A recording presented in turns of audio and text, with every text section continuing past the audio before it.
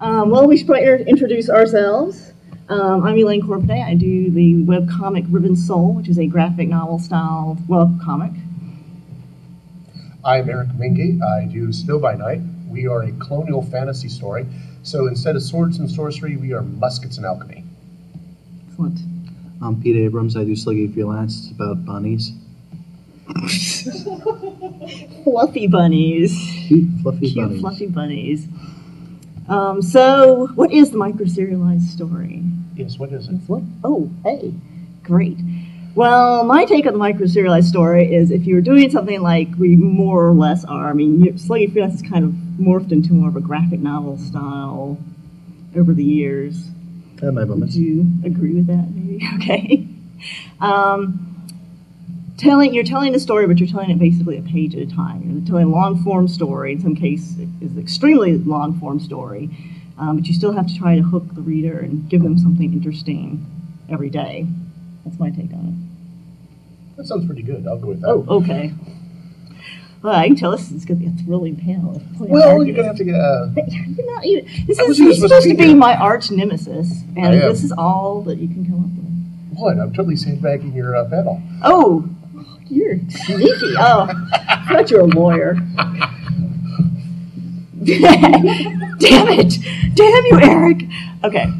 So, anyway, since my plan was also to sit here and listen to Rob babble for an hour, does anybody have questions to sort of give us something to... I spent the last hour asking questions of my audience. I'm tired. I'm going back to drawing. All right, go back to drawing. Does anybody in the audience have questions? So what you're telling me is the micro-serialized story is there are elements to it. It has to be serial.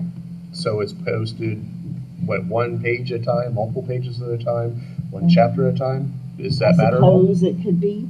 Okay. I suppose micro-serialized maybe wouldn't be a chapter at a time. Okay. So because I know there was another guy who does Worm World. Was it Worm World?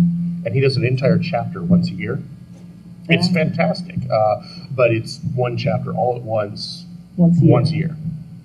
And I believe the another great one, Laxadaisy. I believe it's a she. I haven't met the artist. Does 3 to 4 pages at once. Right. Well, Phoenix Requiem did the same thing. She would post like twice a week, but she would usually post 2 or 3 pages at once. And I do I believe you do as well with Ribbon Soul. We do a certain number of pages each week, and we break the pages up. For example, I post a page on Monday and Wednesday. Yeah, and I post on Monday and Thursday. Okay. So what are some of the challenges of doing it that way? Well, as you as a writer? Okay, that's a good question. I have something to say.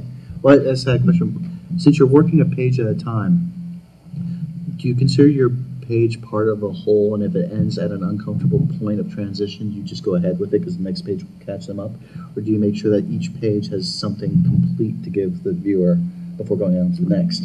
That is a really good question. Well, thank you. For me, basically, I try to assume that people, since I'm telling a story that is eventually going to be finished, it's going to be read as a whole a lot more and for a lot longer time period than people will be coming in on it once a day. Right. But that's so there may not, so the new viewer may come in and be like, that looks interesting, but I don't know what's going on. Right. And it's not a comedy, so there's no like real little joke that can catch it. So that's sort of one of the drawbacks, I guess, of doing a dramatic sort of horror comic. But that said, I try to like I like to end on an uncomfortable point so I can get the people talking about it. Right. I try to put, and that's something I became more aware of after I started posting, was to put something there every day that will catch the interest of the people who are already commenting and keep them coming back. Right. Well, it does, but I guess what I meant by uncomfortable point wasn't almost a cliffhanger, but almost like you're in a mid-sentence. Like the first, I know what you're saying. Yeah, I've seen Girl Genius do that a few times. Then the panel are like, hey, by the way, knock, knock, who's there? And then next day, orange, aren't you? And then like you need to kind of finish a thought. I try to finish a thought. Yeah, the way, I mean, I ran into that problem when I first was doing Fire and Rain, which was the first time I was exploring the more larger form. Yeah. That I still wanted to keep I still wanted to have there be like an ending in each segment, either something that moved the plot forward and ended on a period, or made you laugh, or just led you towards another question. And sometimes I had difficulty. Sometimes I just wanted to let it be what it was as Yeah. like, here's 6 stories that tell something really great Monday, Tuesday, Wednesday. But instead, I constantly found myself struggling with the idea that it had to be something complete in and of itself. Right. So. Yeah, and like I said, I've noticed Girl Genius is really willing to sort of stop in that middle of the sonnets. Yeah. You know, even, I mean, literally and not necessarily like a cliffhanger, like, oh, what's happening next, you know, but yeah, like a total middle of conversation. Yeah. And, you know, I've noticed they're way, but of course they also, I mean, a huge part of their audience is going to be reading it as the graphic novel anyway. Yeah, that's what Phil's always done, that type of thing. So, Right. You know, it'd be tougher for Kaja to write. It'd be tougher to get the whole thing to work any other way. Yeah, I try to do what you were talking about with Fire Right, to try to sort of have some kind of self-contained. It doesn't always work out that way, but. So would you consider one a micro-serialized story and the other not, or both different versions of a micro-serialized story? Because in the micro-serialization, doesn't that mean that there's the kind of individual nuggets that are each nuggets that form a greater whole? Because if they're just pieces of the whole but not complete. Yeah. So if you guys don't do that, then I'm the only valid person to be speaking here. Well, go right ahead, man. Go right ahead, man. No, I've done this. We'll just sit here and listen to you babble for. No, he just paid me to debunk your panel. Nemesis. I knew it. Nemesis. See, I was going to put you on this panel, and you didn't show up, so I had to drag Eric in here. So now I'm done by coffee. Oh, man. Now I have arch nemesis. Why don't you answer that question, Eric? Okay, if you want, I'll step down and let Jen take over. Oh, no, it's on now. Well, what's still going on with the coffee? You're still doing coffee things. Okay. Well, as Jen Siren Smith, author of LaSalle's Legacy, what I typically try to do with my story is add in cute skeletons as often as possible. Or if all else fails, just throw penguins. Which is a very bizarre scene. Forget the bearded guy in the dress. And the bearded guy in the dress, because that's always popular. Did I miss anything? No. Guys in a dress, cute skeletons. Throwing penguins. Romance. Okay. But to answer the question seriously before I get thrown off the panel, I always write the chapter as a whole before I actually lay out a page. And so I keep narrowing it down. So I say, okay, this is what's going to happen in this chapter, and then I write what happens on each page, and then I start figuring out what happens in each panel. And I try to be very cognizant of where my panel breaks are and where my page breaks are, because I don't like breaking in the middle of a sentence. I want it to be a natural pause, because I figure each panel is almost like a paragraph, and that whenever you get to the end of a page, it's a major break. And for me, it's 2 days or 5 days, depending upon which day it posts. And that can be significant. And if you were in the middle of a conversation, the reader will lose track of where the conversation is. We'll have to go back and to read and pick it up. It's not as bad with Girl Genius because he posts so bloody much. It's Monday, Wednesday, Friday. When you post that often, you can get away with this. If you're posting once a week, you have to be extremely aware of the amount of time that will pass for the reader between the last panel of one page and the first panel of the next. It's sort of more like doing flash fiction, kind of. Yeah. Yes. It's kind of the same thing, but he tries to encapsulate, well, he'll give you half a page to finish off a thought before then do the rest of it. So then do you consider that microserialization also, and then he's kind of giving you a full thought each time, or? I had never heard of the term microserialization before, 20 minutes ago? Yeah. I come on, be on this panel. I never really thought of myself as that. I considered myself a online graphic novel, which I thought was pretty much the same thing that LaSalle's Legacy is in some ways, Ribbon Soul. Sluggy Freelance seemed to be a higher breed than us. So, well, thank you. So, he is the only one qualified to be on this panel. Yeah.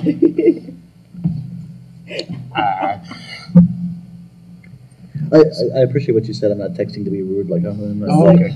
I just had a thought I was putting in. But what do you consider it to be? Hold on a second. I'm typing a very important thought. I don't know, because I've read a couple of other ones, the slingshots. Yeah. It has that daily, and that it carries over, but he really does have complete thoughts. Put on next day, put on next day. So she carries it over.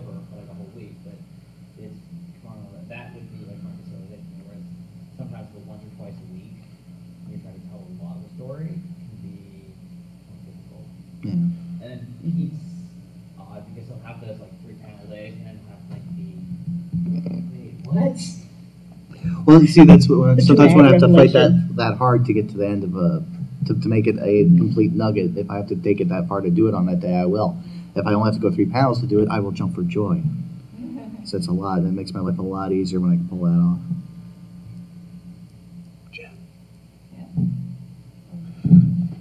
Either come over here and take my spot, or just join us at the end. Since you're the one that signed up on this. Sorry, now you guys have to hear me talk. Oh, okay, go back to drawing now? Oh, please. So who's you're the head of the panel? What's your next question? What's your next topic? Questions for the audience? Help me out here, guys. No. We were all expecting Rob to be up here talking the whole time, basically. Yeah. And since he's not here, we're all like, or actually me and Pete, Rob Balder. Who's he? Some guy. Oh, some guy. Just some guy, Okay. man. What does he know about microserialization? Nothing. All the stories are long form. Well, yeah, that's why. About as bad as me. Well, see, that's why you brought this panel too. Okay. Actually, and I think on the same panel last year, he made that point about the fact that it'll be read as a long, in chunks, rather than one at a time, for a lot longer than if you're telling a complete story, kind of thing. Okay. It will exist as a long, but in the meantime, you have to try to keep people Yeah, I think that's what interested he in said coming last. back. That's what he said exactly last. what he said last time. I was like, wow, that's so good. I'm going to say it next year. Remember, we could dig up the video archive and just run that. We could all sit here Yeah, and we sketch. should totally have done that. Yeah. I see this being recorded for posterity, so. Anyway. So do you know where Riven Soul is going? Yes. Do you know your ending? Yes. Well, vaguely, yes. Okay. But I tried to like write way out ahead of time, and when I first started, I was not thinking of it from as much of I'm posting a page a day as I probably should have been. But I think I've gotten better at that.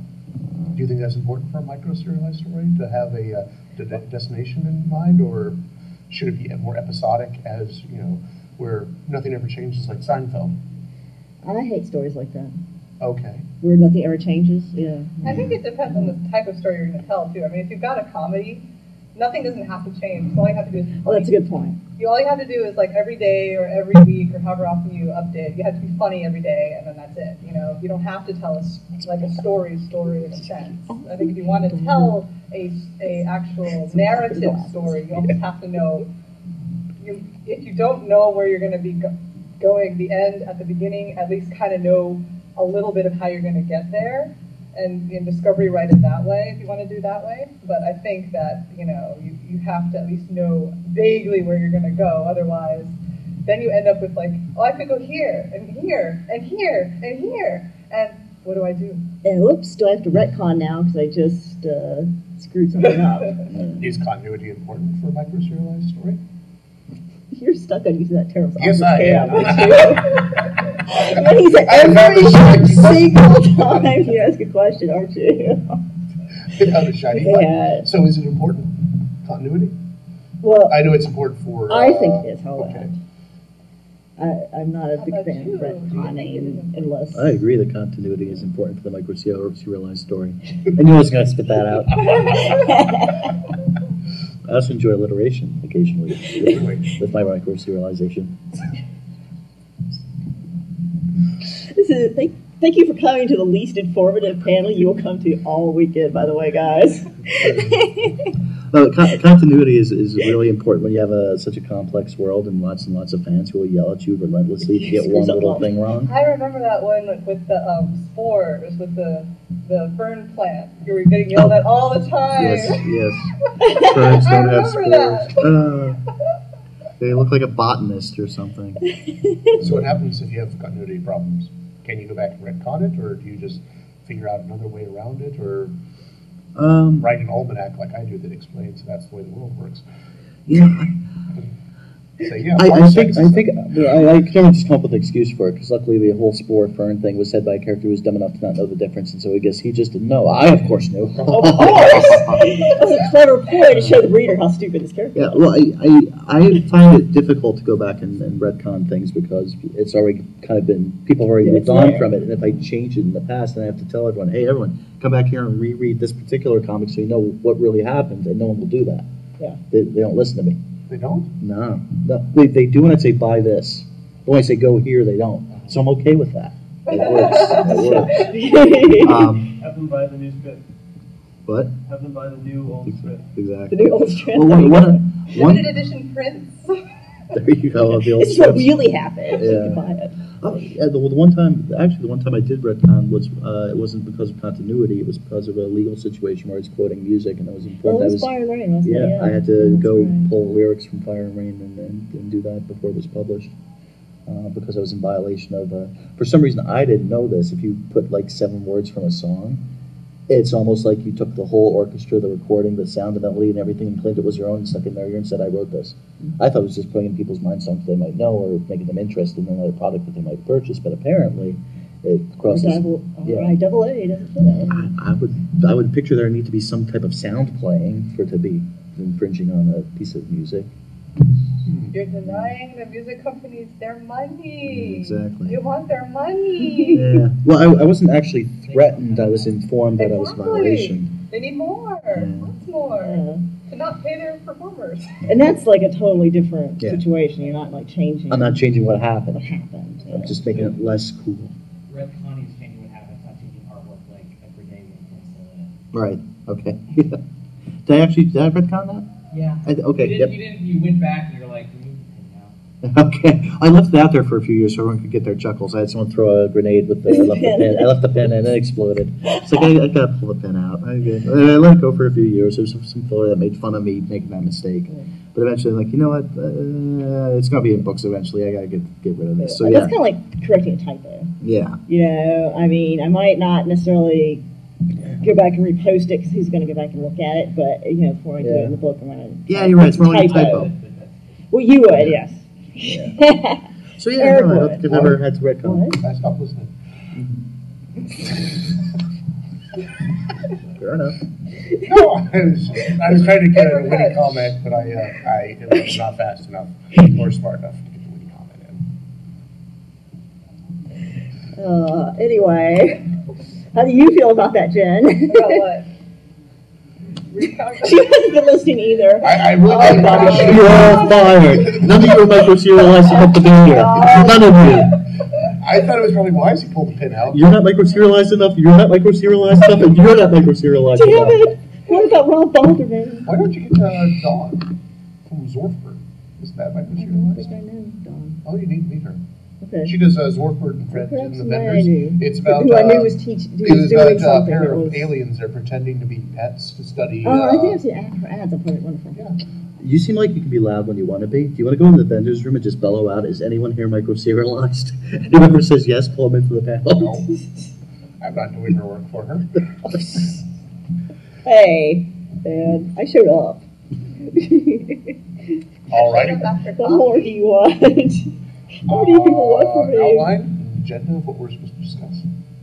That was I probably what definition Rob had. of microserialized is.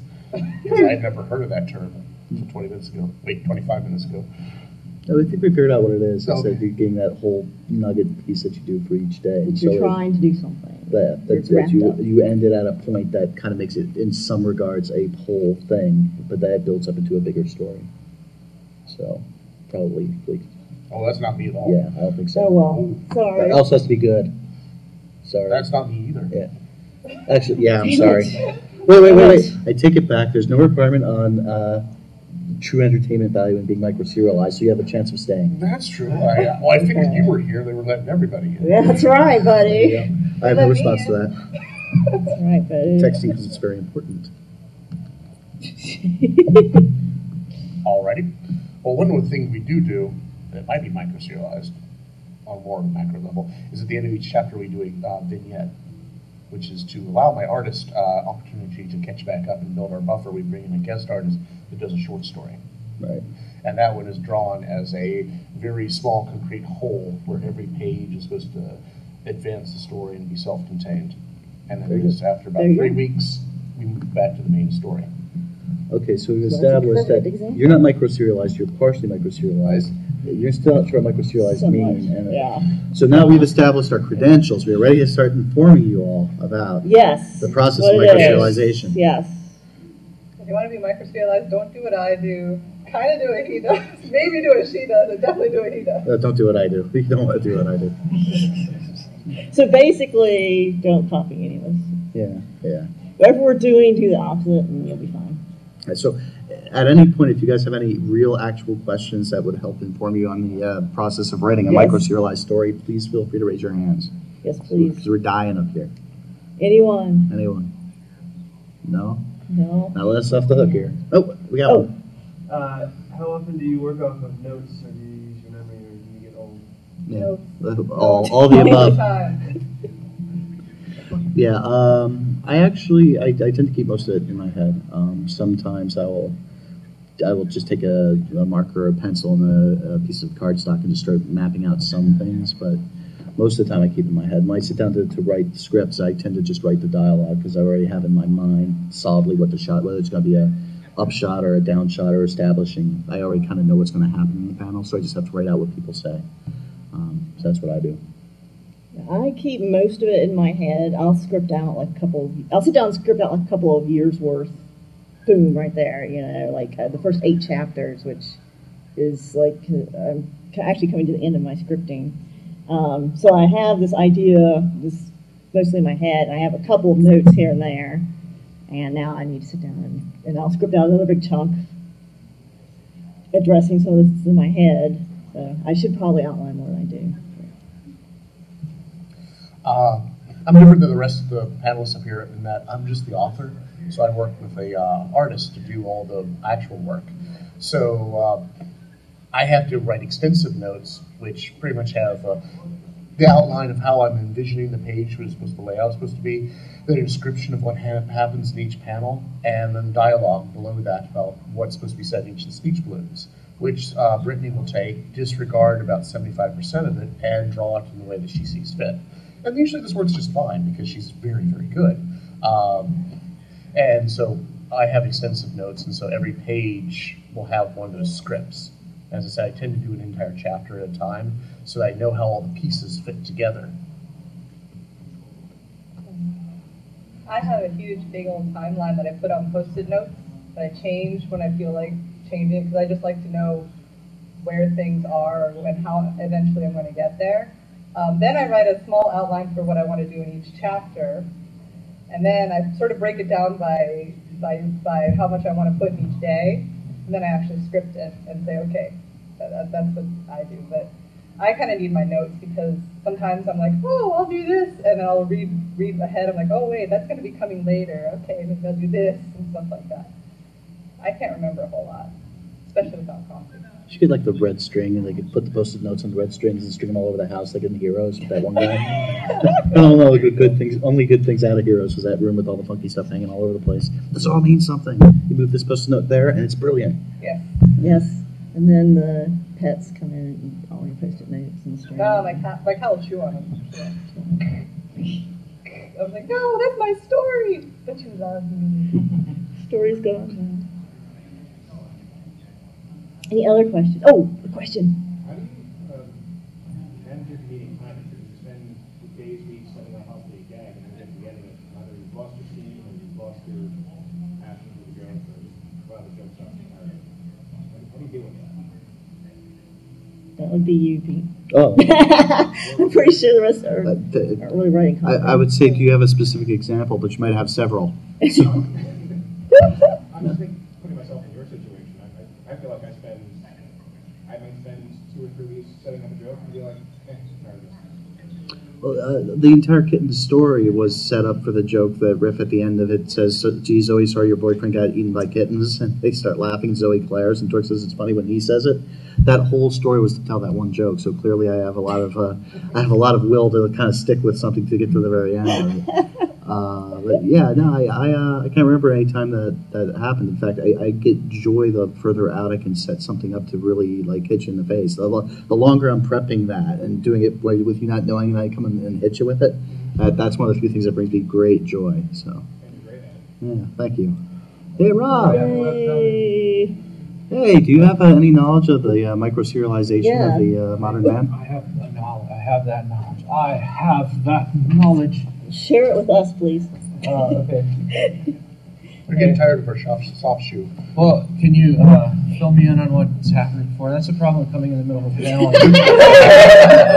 we got all these archives to catch up on. So far, this is probably the least informative panel so far of the entire weekend. We talked about what a we talked about what a bar so low. Yes, we talked about what is a microserialized story in the first place and what are the general criteria. Okay. we Did you establish that at least? Yeah, he's partially microserialized. I am far more microserialized, and these two don't cut it. I'm somewhat. You don't I've cut been it? thinking about it. Yeah. What do you mean you don't cut it? What do you do? Release a chapter at a time or a book at a time or what? Page at a time. Oh, Well, that's microserialized. Well, there you go. We have to go back to formula. Forget everything we told you. We're going to have to go back to formula and rebuild the definition of microserialization. Yeah, I thought we had defined it as each page had to be a standalone nugget, and hers is part of a grand overarching story. Well, Creepy CGI. No. What makes it okay? Serialized means it comes out in increments, and micro means it comes out in small increments. So a page is not a comic. Like an issue would be, an issue. It would be one chunk. But if you're putting out a page, sorry, I should talk to those people. They came to hear me. If you're putting out a page, it's much. Can you hear me? I'm sorry. If you're putting out a page, it's much smaller than the story arc there, and it gets to be presented and digested and worked over and fussed over by your forums and your fans, and so the frustration there, even at a page at a time, which is what we do with Earth World, the frustration is like, okay, I want a surprise ending in this thing, and they've got days to discuss it until one of them finally sees it coming, and then you go, oh, damn it. Yeah. So it's one of those challenges. There's a lot of challenges in, presenting a long-form story that way, where each joke can be guessed, each plot turn can be, you don't even allow speculation for that reason, right? You don't in your reactions? I allow it in the forums, just not in the sections I visit. Not in the sections that you visit, yeah. But because I'm sure I'd see stuff that would drive me crazy. So it's you do. Not to know. Well, one of the things we were talking about was trying to figure out whether if you have like you have a book and it ends in the middle of a sentence, so you turn the page, and then the sentence continues. If you rip that page out, is that part of a microserialized story, or does each page kind of have to have its own? Like if you took Earth World and released it one panel at a time, just one panel, does that still qualify as microserialized, even though there's no kind of completion to that piece? I think it's on the consumer end. Mm-hmm. It's how are you being received, and that would be that would be like nano serialized, right? Right. Yeah. Femto serialized. I'm releasing one letter of each spoon exactly every 5 minutes. It would kind of be like the image, the file name stories that Shannon Garrity had. Does anybody know about that? I don't know. Idea what I'm talking about? Okay. No, Anybody familiar with Narbonic? Or okay. Basically, because of something about the way that her file system was set up originally, it was set up in a way that if they just let it like automatically number or whatever, then people could go ahead, jump ahead and look. I don't know what the deal was exactly, but people could read ahead. So they started using words they'd name it like v.jpg or whatever, and they actually she actually used that, and they're doing it, she and Jeffrey Wells are doing it with Skin Horse to tell a story. So if you take the file name, a separate story, about those characters, but something, so if you take one, it's like a word a day that adds up to this story. You know what that says to me? It says to me that somebody who is compelled to write will write in any medium that you give them. Yes. And they will invent their own media. So maybe that would be the Pinto, story, when you have literally a word a day. Oh my God. That would break my brain. Yeah, well, what's really fun is trying to put it together because there's no punctuation or anything. So that's how ants tell a story. Exactly. Tomorrow, then we get to Dog.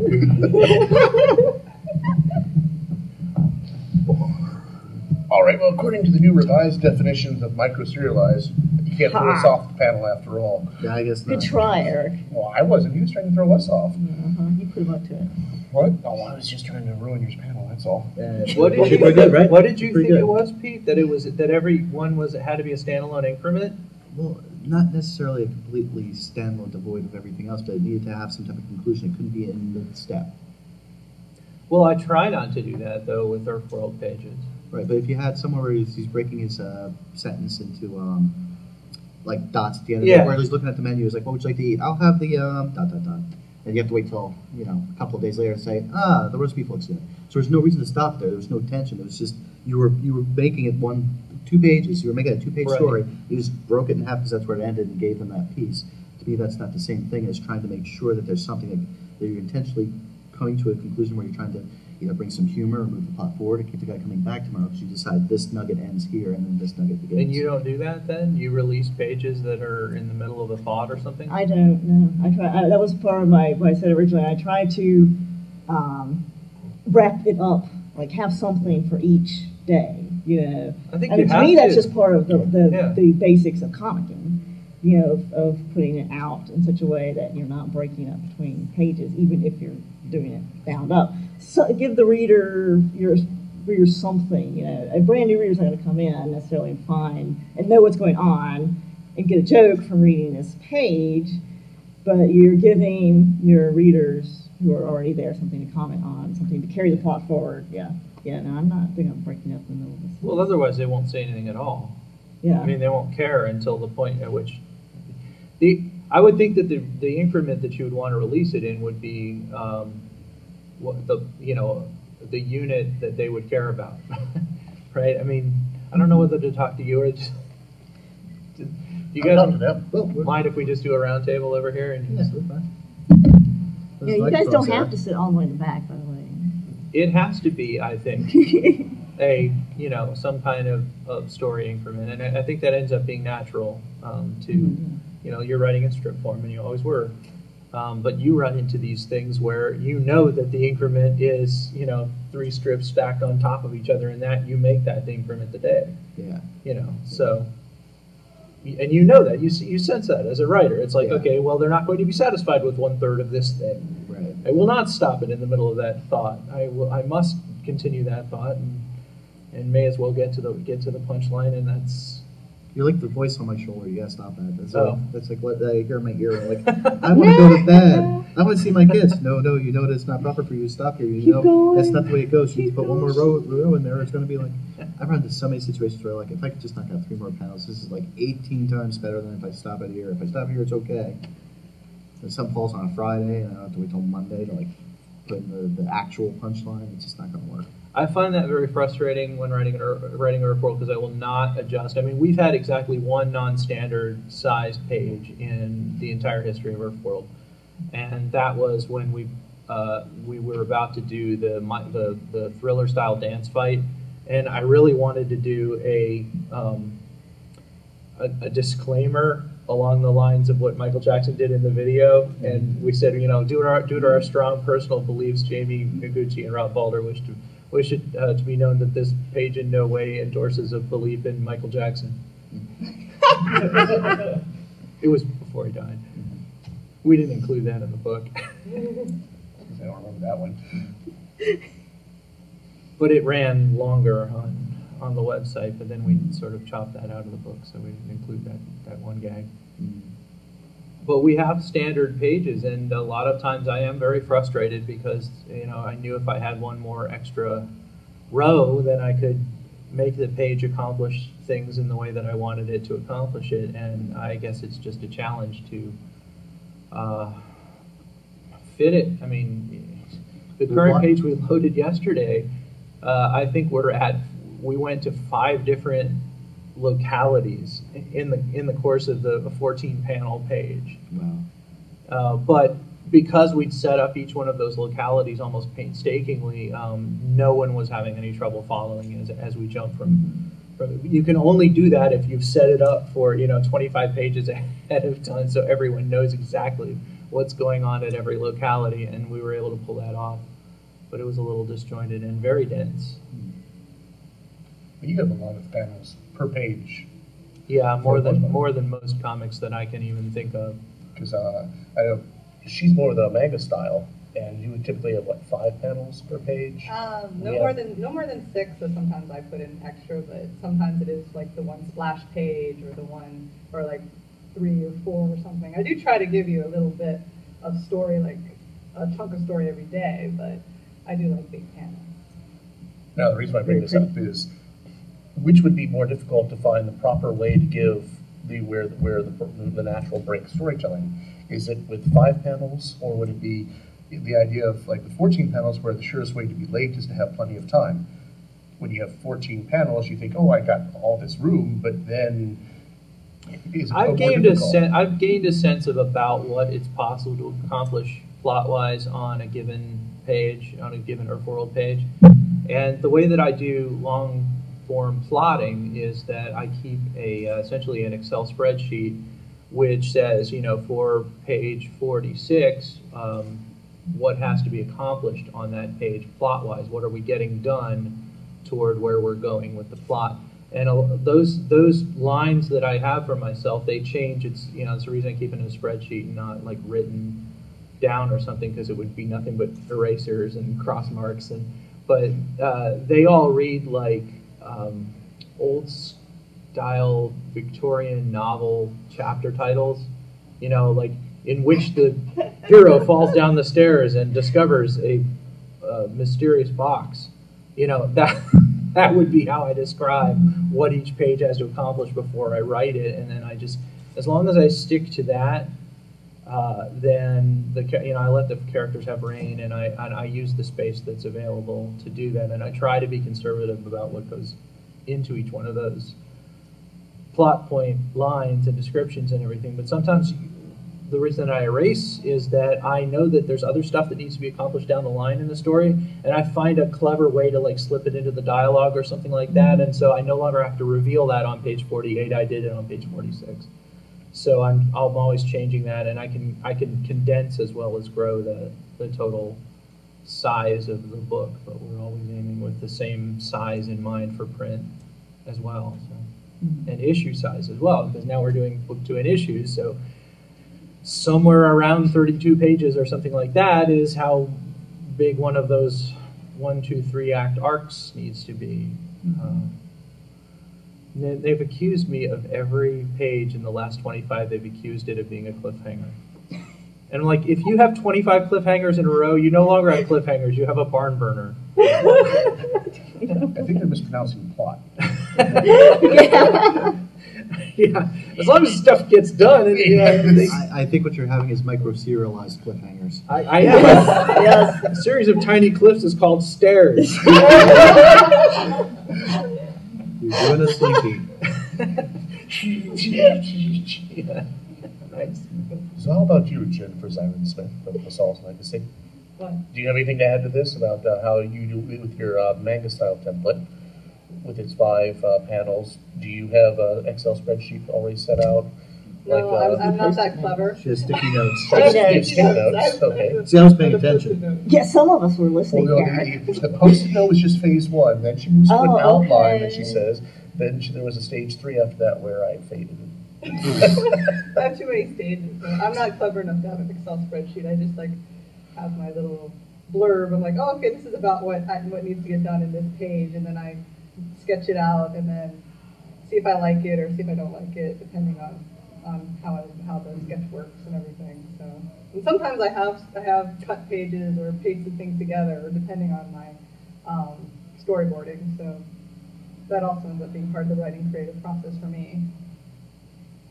What about long-term plotting? What do you do in terms of, I guess, understanding where you are within the development of a story arc or within the development of a book-sized arc? I usually have my big full outline, and then I've got like what I want to accomplish in every single chapter, and so I sort of refer to that every time I'm writing, and then go back to it when I start writing again. So I do have that, but it's not an Excel spreadsheet, it's in Word. Oh, And well, in that Post-it case. notes. I started out doing my entire comic in Word. In Partial Eclipse, I started out sneaking time in the other window at work. And it was the only thing that was capable of laying out graphics that was on the work machine, and I didn't dare install anything else. So I did Partial Eclipse in Word to begin with for like a couple of years before they downsized me. There's a panel idea for next year. How do you sneakily do your webcomic while you're at work? Tips and tricks. Web comics on the slide. On the slide. Write your Hosted by novel Rob at work. Still a lot of It people can't be doing hosted that, by too. me anymore because I finally, so I tried 18 months out of the cubes. I couldn't make it work, so I ended up going back and getting a job as a data analyst. And I got this ideal job for doing a webcomic because of the 40 hours that I was supposed to be in there, they were actually giving me about 8 hours worth of work for the week. And I eventually had to quit because the 8 hours became too much of an imposition. I was like, yes, I will leave this salary and benefits because I need those 8 hours, actually. And yeah, it was like, come on, you really want me to do part of my job now? Come on. How thoughtless. The hell? How rude. And now I'm beating the salary that I made there, so that's all right. So it all worked out. Excellent. Go, we have a question.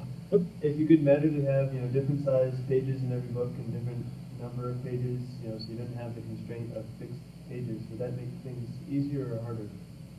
I would say for me, harder because I think for most creative people, having those constraints actually makes you more creative. You're like, I have to work within this. How do I make it work? Versus, I can do whatever I want. Well, I guess I'll just do this, and then you'll just kind of be like, okay, it's done. Whereas when you have to think within constraints, you have that. That's when the creative process occurs. It's like, I have to fit all this in one page. How do I do it? Then you were like, yay, I'm a genius. Yeah, the analogy that I had for that, I was really proud of this, is that if you burn kerosene in the open with no constraints, you have a lantern. But if you put constraints around it so that it can only go one way, you have a jet engine. Mm-hmm. Yeah, so, don't bottle it completely because then you have a bomb. Right? But if you have good constraints, can be very, very powerful and useful for a creative mind. Yeah. Go ahead. I was just going to say, I definitely find that working within those constraints helped my discipline a lot. As a scriptwriter, I'm a lot more disciplined scriptwriter. So my day job is writing novels. And so that's got its own set of constraints, but at the same time you can kind of, within a certain amount, you have a lot more flexibility. And having to lay something out and fit it in a page really helped learn the craft and be way more disciplined. Okay, now how do I accomplish this within this space? If it had just been anything, I don't know. It teaches you to type your dialogue, among other things. Yes.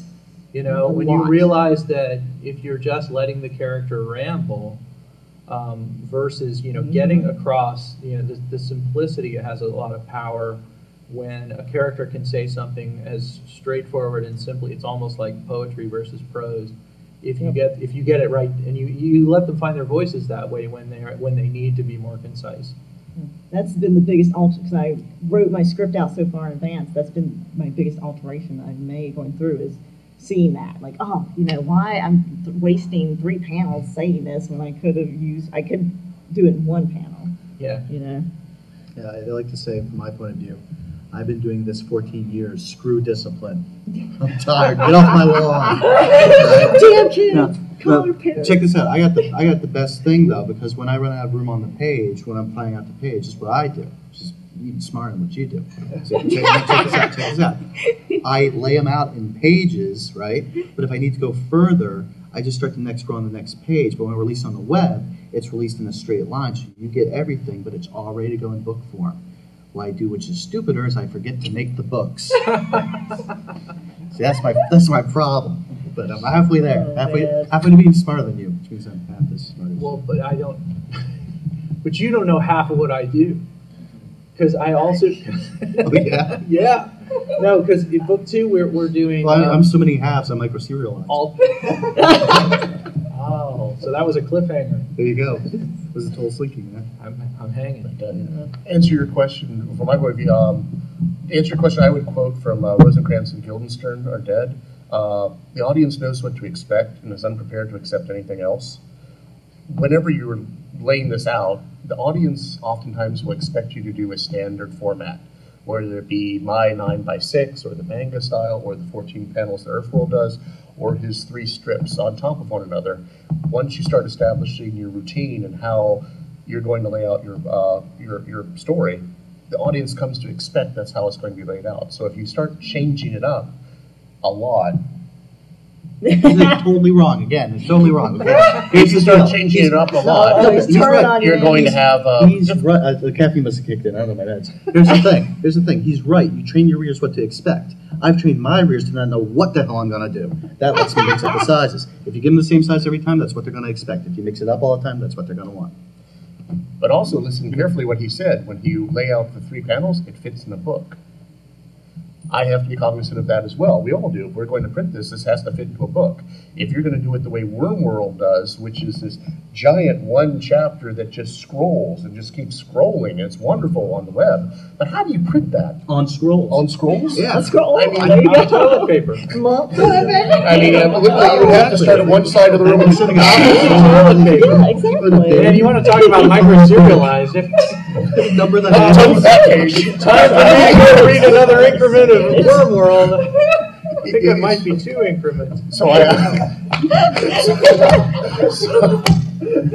Sorry. You have to, if you're going to want to print this, you have to be able to print it in a format that the publishers are able to handle. Because if you do something wonky, you'll find a publisher somewhere that will print it for you. It'll just cost you. Which is why I tried to stick with a standard size, and a manga is a standard size, and whatever the heck Rob does, I guess. Whatever the heck. A double roll. A double roll. Yeah. Soft lie. Earthworld number 2.